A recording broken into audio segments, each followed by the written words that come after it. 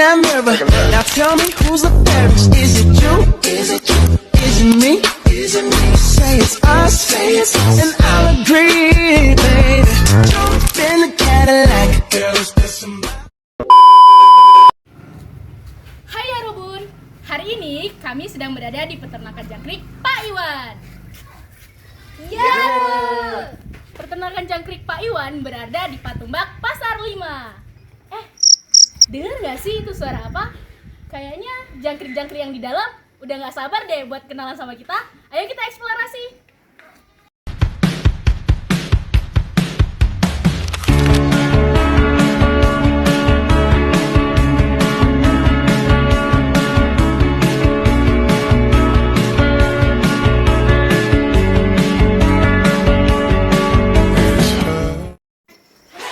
Oh iya, teman-teman semua udah pada tahu belum?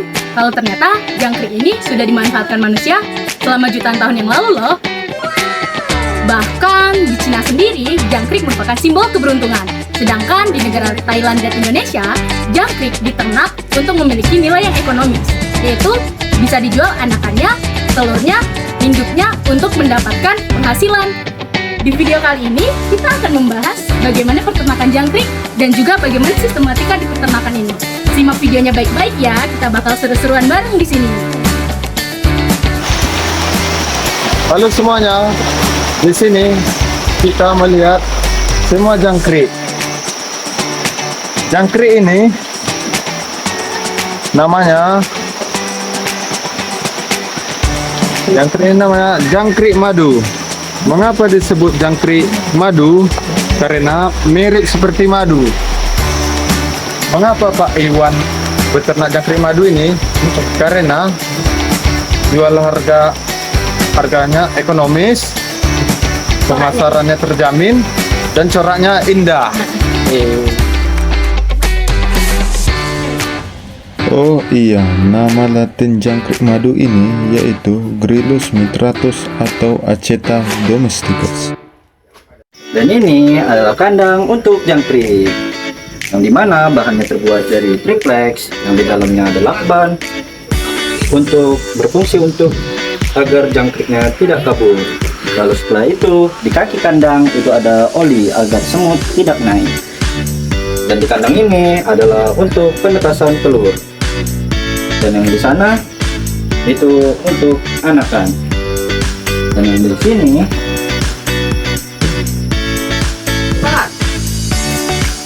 yang dimana umurnya ini masih 2 minggu yang belum siap panen. Dan yang di sini sudah siap panen. Ini adalah indukan yang sudah bersayap. Lalu harga untuk kandang ini adalah dalam satu kandang itu 350.000.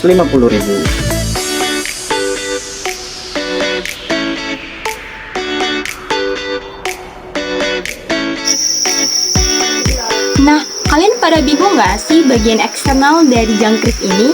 Bagian eksternal pada jangkrik ini terdiri atas palpi, antena, mata, toraks, abdomen, kaki bagian belakang, sayap bagian depan, sayap bagian belakang, ovipositor, dan cerci.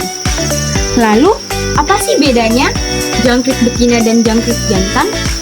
Beda jangkrik betina dan jangkrik jantan itu berbeda di ovipositor, di mana fungsi ovipositor itu untuk menggali tanah, di mana tanah itu yang sudah berbentuk lubang akan dimasuki oleh telur-telur pada jangkrik tersebut. Nah, ini adalah contoh-contoh jangkrik betina yang sedang mengalami proses bertelur.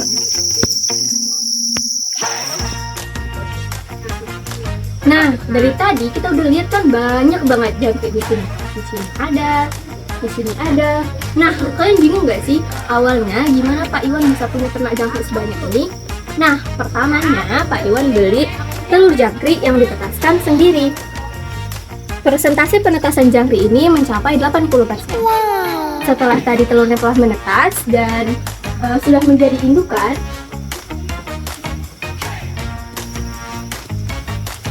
indukan yang sudah bersayap nih, maka dia akan dipindahkan ke tempat box untuk kawin.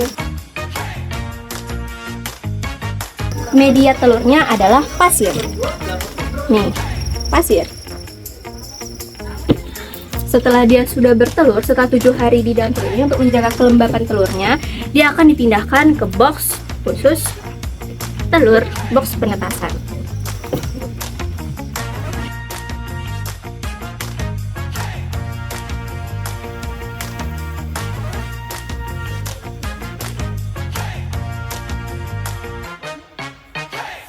Di sini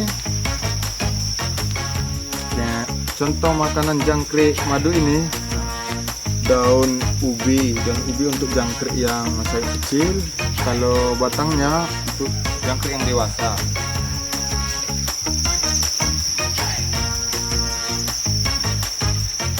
Dan pur ini sama juga berdampingan makanannya dengan pucuk ubi dan batangnya ini. Mari kita masuk di bagian minum pada jangkrik. Jangkrik madu ini diberikan untuk jangkrik yang dewasa tergantung kondisi. Contohnya seperti panas, sering-sering dikasih untuk yang jangkrik yang dewasa, tapi disesuaikan juga volumenya. Tapi kalau untuk jangkrik yang kecil, volumenya ini agak kecil, volume airnya, karena kalau yang besar bisa mengakibatkan kematian pada jangkrik tersebut.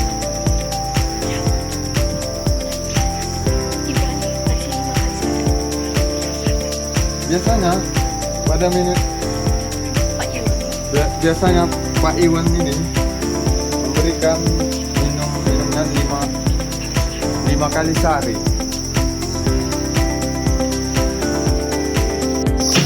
6 fakta menarik tentang jangkrik. Yang pertama, dia adalah omnivora dan kanibalisme. Yang berarti dia itu pemakan segalanya. Walaupun dia pemakan segalanya, dia itu juga memakan temannya sendiri loh. Yang kedua, dia hewan nokturnal, yang artinya dia beraktivitas saat malam. Yang ketiga, dia yang jantan itu bisa bernyanyi. Semakin berisik dia bernyanyi, maka semakin terpikat betina jangkrik. Setelah 30-35 hari telur itu menetas, sebelum tumbuh sayap, dia akan dipanen yang seperti ini guys. Dia belum ada tumbuh sayapnya.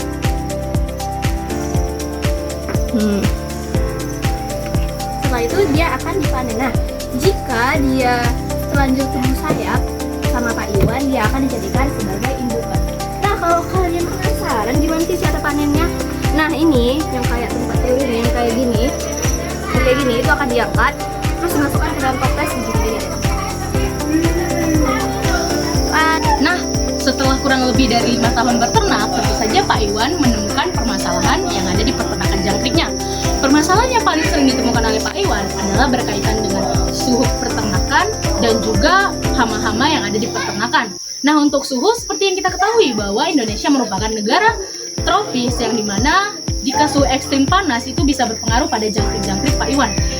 Jangkrik-jangkrik ini sangat cocok hanya di suhu hangat, sehingga ketika cuaca panas yang ekstrim, Pak Iwan melakukan solusi dengan cara pemberian minum yang lebih ekstra daripada biasanya. Jika biasanya Pak Iwan memberikan minum hanya 4-5 kali sehari, dalam cuaca yang panas, Pak Iwan memberikan 7-8 kali dalam sehari. Yang kedua yaitu hama. Hama yang sering dijumpai di peternakan Pak Iwan ini adalah hama-hama seperti serangga kecil seperti cicak, semut, dan juga tikus. Itu cara mencegah agar hama tersebut tidak memakan jangkrik-jangkriknya Pak Iwan. Di setiap kandang yang ada di peternakan Pak Iwan akan diberikan oli di setiap kakinya, sehingga di kandang tersebut sehingga serangga-serangga tadi tidak naik ke dalam kandang dan memakan jangkrik-jangkriknya Pak Iwan.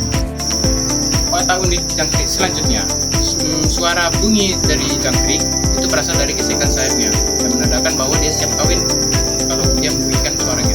Selanjutnya, jangkrik ini menjadi sumber protein terbesar di beberapa negara. Bahkan kita tahu sendiri di tempat gym sendiri itu para pengembang otot memakai cairan campuran jangkrik untuk memperbesar otot mereka. Selanjutnya, jangkrik ini menjadi penggerak ekosistem, yang dimana cara kerjanya ini seperti cacing di tanah, yaitu menguraikan limbah dan juga bahan organik lain. Nah, sekarang kita akan membahas yaitu analisis usaha peternakan jangkrik Pak Iwan, di mana untuk usaha ini terdapat 25 box selama satu periode dan membutuhkan modal untuk membuat kandang, bibit, pakan, dan peralatan. Total biaya operasional yaitu sekitar 3 juta rupiah ditambah penyusutan kandang. Nah, dari penjualan jangkrik, omset mencapai sekitar 7,8 juta rupiah. Lalu, hasil akhirnya yaitu keuntungan bersih sekitar 3 juta rupiah per periode. Terima kasih.